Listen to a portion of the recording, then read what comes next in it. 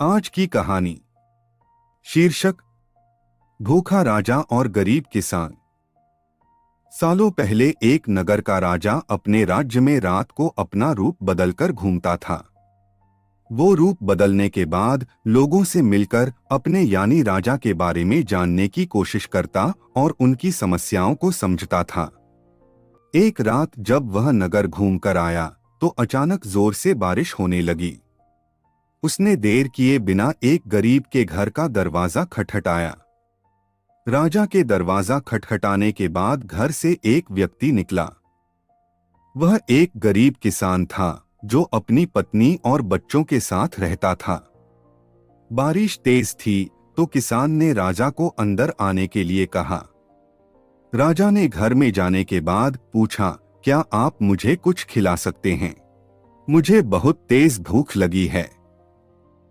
वो गरीब किसान और उसका परिवार 3 दिनों से भूखा था और उसके घर में एक भी दाना अन्न का नहीं था। किसान के मन में हुआ कि भले ही हम भूखे हैं, लेकिन अपने अतिथि को यूं भूखा नहीं रख सकते। किसान ये सोच सोचकर बेचैन हो गया कि अपने अतिथि का पेट कैसे भरा जाए। तभी उसने घर के सामने वाली दुकान से चावल चुराने की तरकीब सोची। उसने सिर्फ अतिथि के लिए ही 2 मुट्ठी चावल लिया और उसे पकाकर राजा को खिला दिया। तब तक बारिश रुक गई थी और राजा अपने घर चला गया। दूसरे दिन दुकान का मालिक अनाज की चोरी की शिकायत लेकर राजा के पास पहुंचा। राजा ने दुकान के मालिक और उस गरीब किसान को अपनी सभा में प्रस्तुत होने का आदेश दिया। सबसे पहले सभा में पहुंचे किसान ने राजा के सामने जाकर अपनी चोरी का इल्जाम कबूल कर लिया और बीती हुई रात की पूरी बात राजा को बता दी।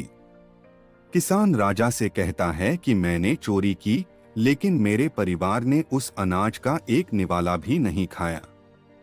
गरीब किसान की बातें सुनकर राजा बहुत दुखी हुआ और उसने किसान को बताया कि अतिथि के रूप में मैं स्वयं तुम्हारे घर आया था। इसके बाद राजा ने सभा में पहुंचे दुकानदार से पूछा कि क्या आपने अपने पड़ोसी को चोरी करते हुए देखा था? दुकानदार ने जवाब दिया कि हाँ, मैंने इसे रात में चोरी करते हुए देखा था। दुकानदार की बात सुनने के बाद राजा कहता है कि इस चोरी के लिए मैं पहले जिम्मेदार हूँ और फिर दूसरा तुम हो, क्योंकि तुमने अपने पड़ोसी को अनाज की चोरी करते हुए देखा, मगर कभी उसके भूखे परिवार को नहीं देखा। तुम अपने पड़ोसी होने का धर्म बिल्कुल निभा नहीं पाए। इतना कहने के बाद राजा ने दुकानदार को सभा से जाने के लिए कह दिया और किसान की अतिथि निष्ठा भाव को देखकर उसे 1000 सोने के सिक्के इनाम के रूप में दे दिया। कहानी से सीख, अगर कोई आसपास रहने वाले मुसीबत में है तो हमें उनकी मदद करनी चाहिए।